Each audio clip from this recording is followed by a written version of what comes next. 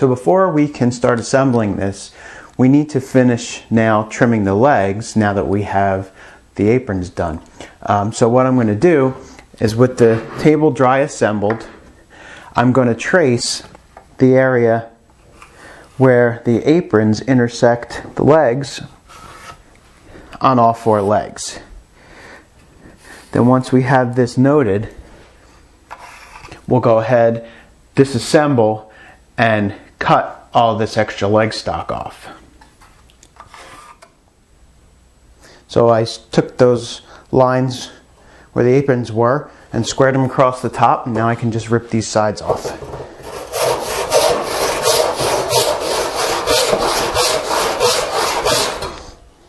Alright, so I want to bore some holes through this mortise for some drawbar pegs that we're going to put in here to pull this whole thing together. Now, I know from when I cut the tenons that all my tenons are about 1.25 inches deep. So one of the easiest ways to gauge that is to just take 1.25 inch chisel, if you have one, and you can make a mark. So that, I know that is where the end of my tenon is approximately, so I'm going to come down and draw a line about halfway through there. And I'm going to do that on the face, both faces of both mortises. Now I've got to mark where I want to bore these holes.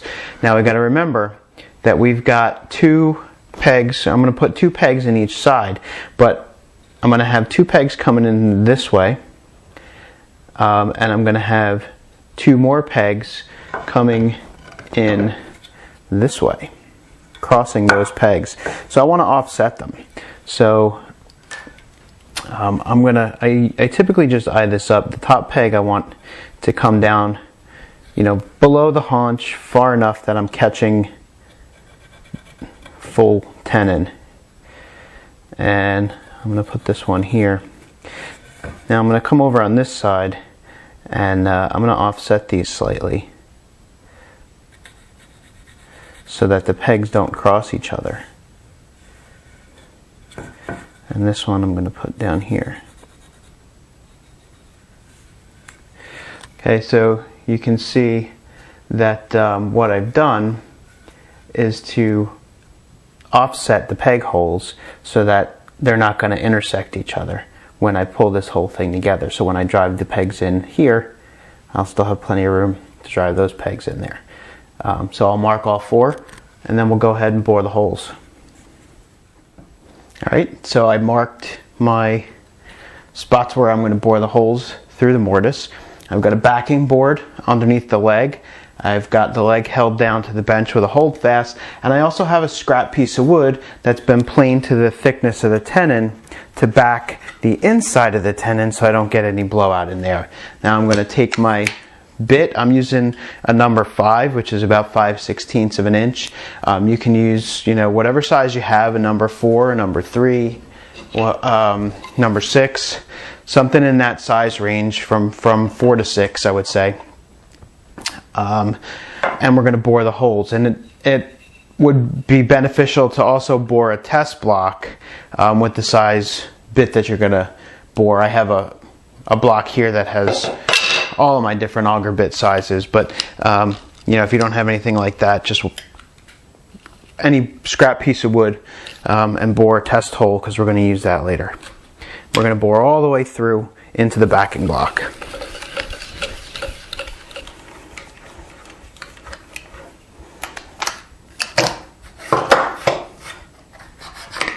Okay, and when you bore, I like to bore through what's going to become the outside of the leg so that I have a clean hole here, even though I'm going to pare it later.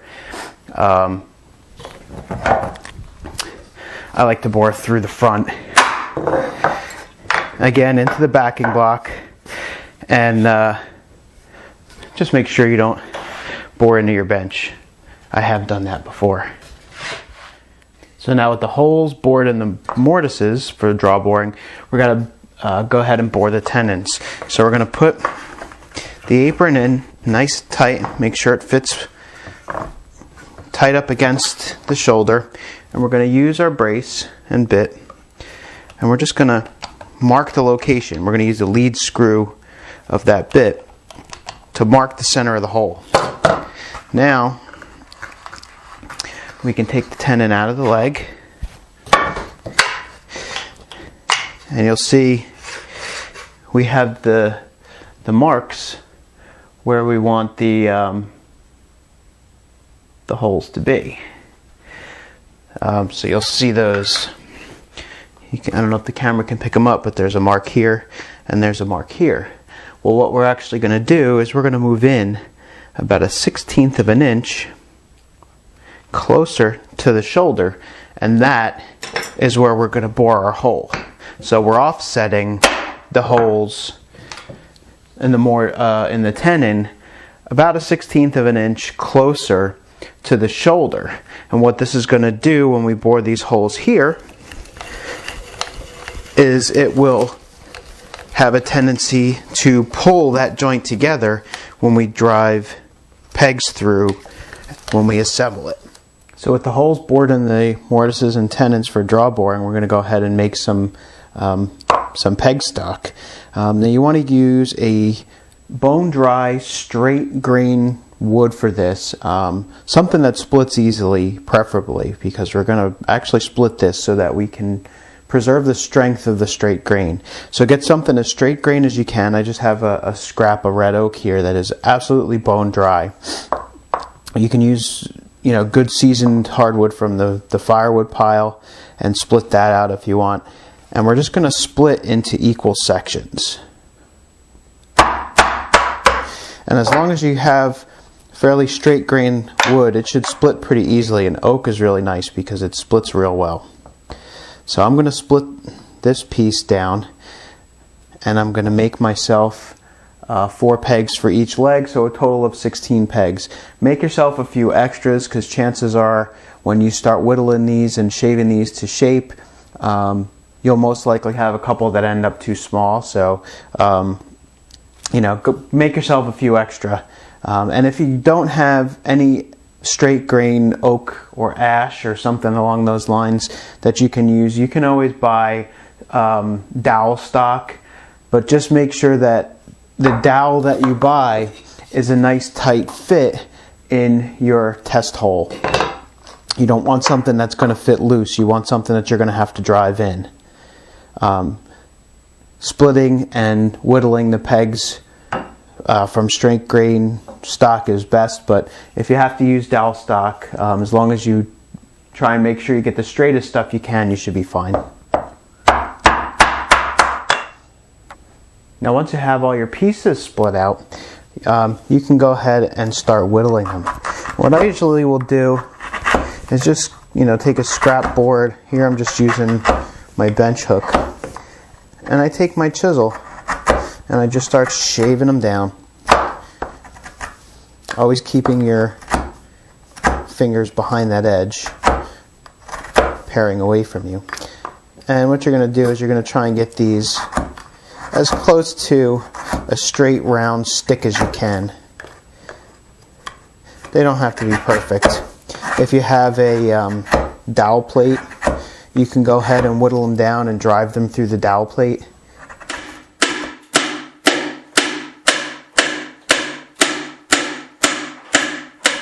So after I whittled the pegs that I split out to a rough shape, definitely oversized, what you saw me using was just a steel bar I have here. It's a 1/4 inch thick piece of steel that I drilled a bunch of holes in, and these holes go from a 1/2 inch diameter here which corresponds to my number 8 auger bit, and they go in 32nd of an inch increments down to a number 4 or 1/4 inch, which corresponds to my number 4 auger bit. So it's sort of like number 4, 4.5, 5, 5.5. So what I did is start at number 8 and then drive the pegs through progressively smaller holes until I got down to the number 5. And that is the bit that I used to bore the holes in the aprons and the legs for the pegs. And then I just took the pegs after driving them through the dowel plate, and I kind of sharpened the points up with a chisel or plane to sort of a pencil point, and that's going to help to guide it through the offset holes as we glue these up. Now what I'm using is a liquid hide glue, and you could have used hot hide glue. You can use yellow glue if you want. I really like hide glue because it's reversible. The liquid hide glue is nice because it has a much longer working time, especially when you're warming up. It's a little chilly in my shop, so I'm warming the glue up a little bit so that it flows better, and it's definitely going to flow a lot faster than a cold liquid hide glue. And this is just Titebond liquid hide glue. There's a old brown glue which is good as well. So I'm going to start by gluing up the short aprons, and I'm only going to put glue on the tenon because it's a good fit. You know, my joinery fits pretty good, so I'm not too worried about coverage. And I'm going to try and work fairly quickly. This glue's a little bit runny because I had it warming in the outer pot of my hot hide glue pot on my hot plate because it's a little chilly in my shop. So it's a little bit runny, but that'll go away as it cools down a little bit. So I'm going to coat the tenon liberally, and I mean liberally. You know, it's better to have too much glue than not enough in this case. Hide glue cleans up easily with water, so it's not a big deal if it squeezes out, if it drips all over your bench, no big deal. And I'm going to let it go into the holes even, because this way I can then just drive the pegs up and I don't even have to worry about putting glue on the pegs. So I'm going to get that apron into the mortise as quickly as possible before that glue starts to set up. There's enough glue in the peg holes that I'm not going to worry about adding more.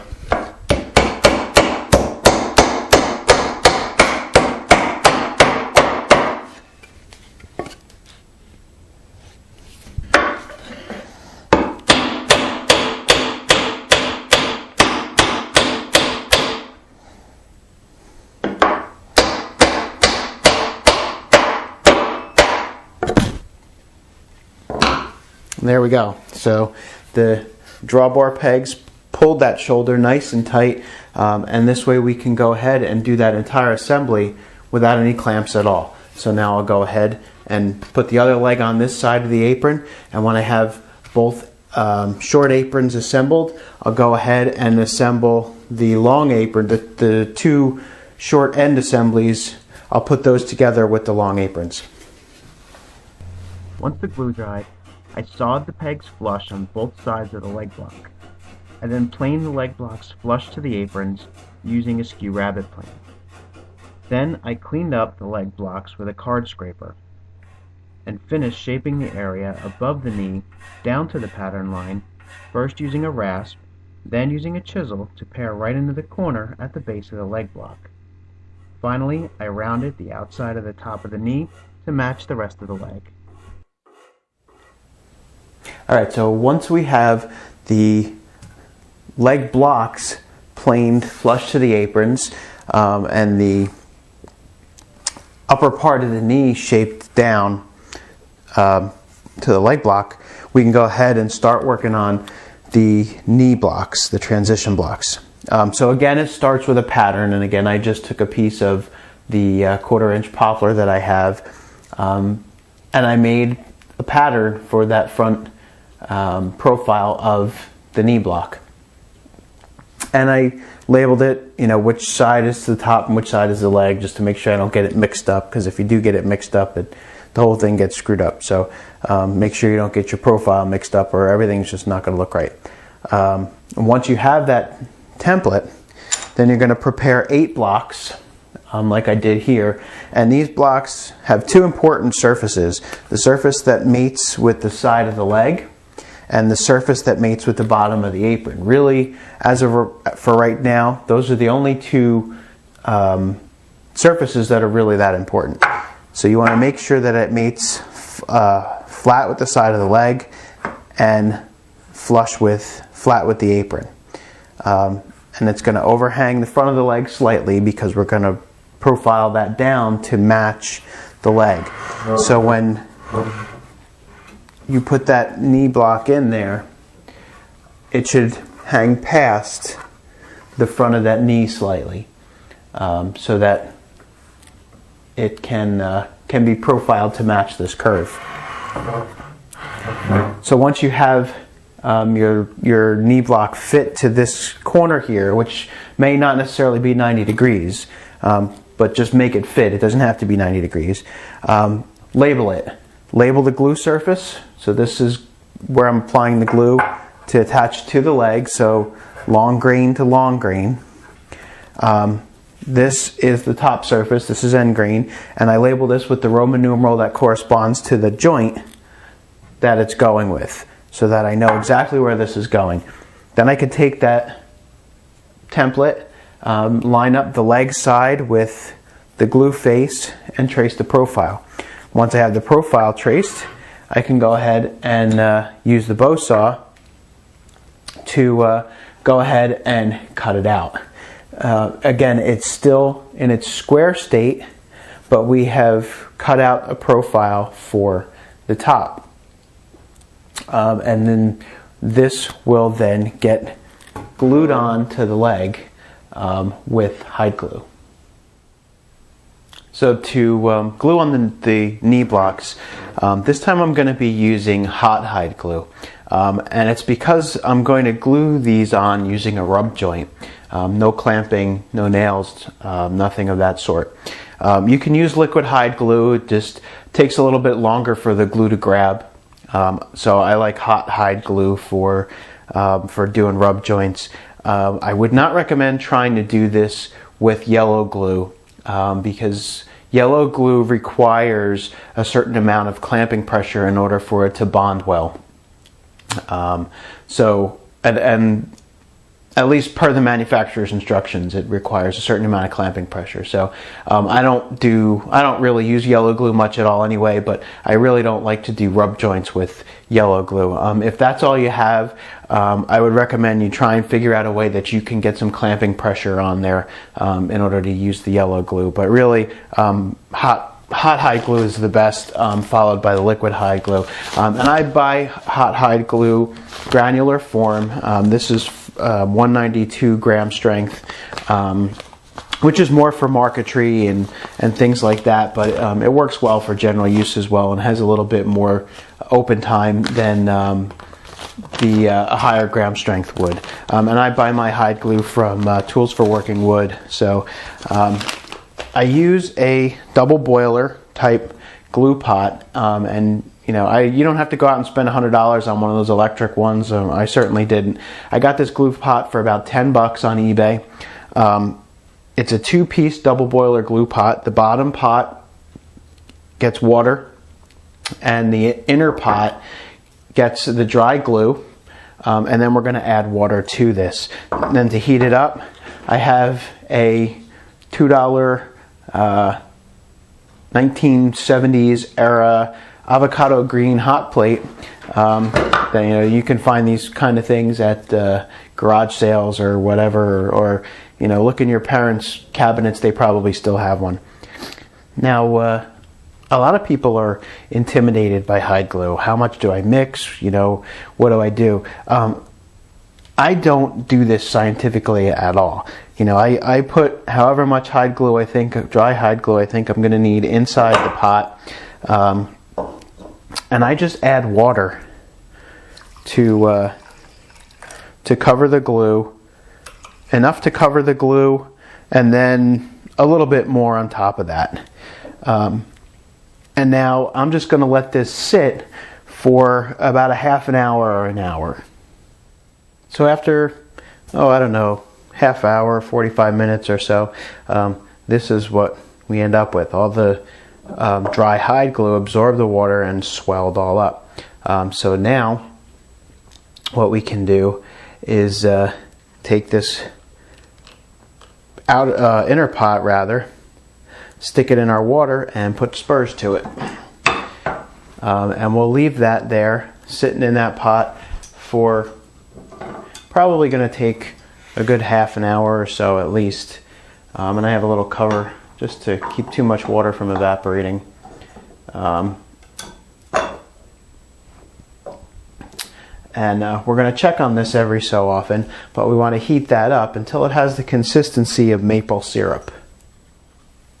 Alright, so this has been heating up for probably about a half an hour now, and you can see it sort of runs off my stirring stick just like maple syrup. It doesn't, it's like a continuous stream that runs off. And if you ever have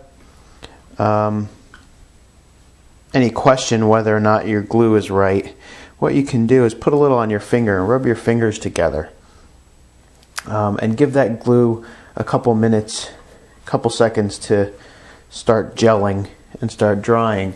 And as you pull your fingers apart, you'll start to see strings, that strings of glue that sort of connect. And I don't have enough glue on my fingers to actually do it, but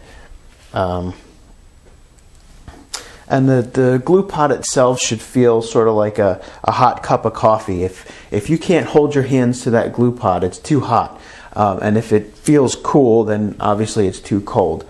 So just move it off the hot plate if it's too hot. And you can see here, you can see how the glue is starting to string between my fingers. So this should be okay to work with. Again, a lot of books and articles will tell you that glue's got to be exactly 140 degrees or 145 degrees, and our ancestors in the 18th and 19th centuries didn't walk around their shops with thermometers measuring the temperature of their glue. It's really a feel thing. It's very forgiving, so don't be intimidated by hot hide glue. And if you have any questions about it at all, there's a book written recently by our friend Stephen Shepard on the history and application and uses of hide glue that you can pick up and check it out.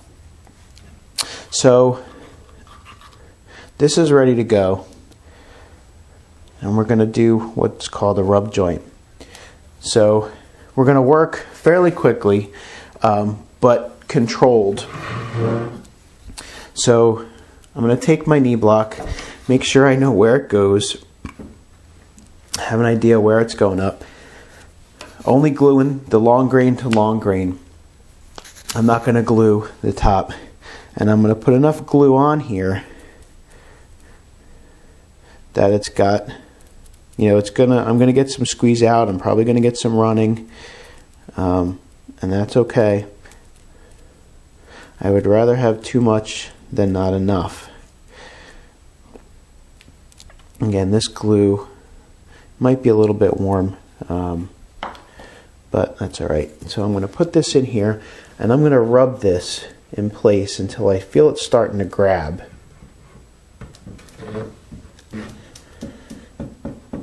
Now it's starting to grab, so I'm going to push it up into position, and I'm just going to hold it in place for a few seconds.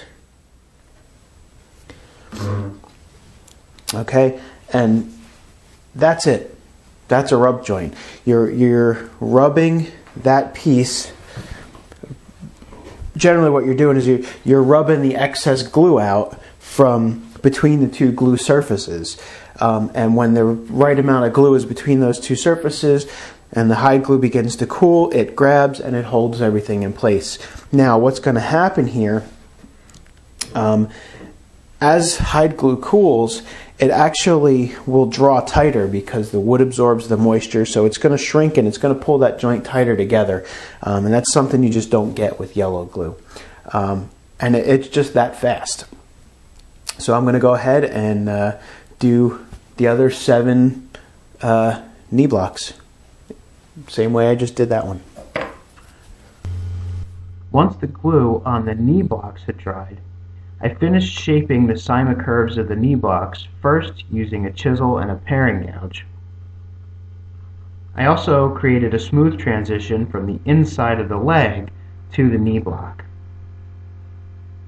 Then I finished with the file to blend the curves. To begin shaping the fronts of the knee blocks, I sawed away as much of the waste as possible. I then pare the knee blocks with a chisel, working in from several directions, being cautious to avoid spelching or chip out at the edges of the knee block.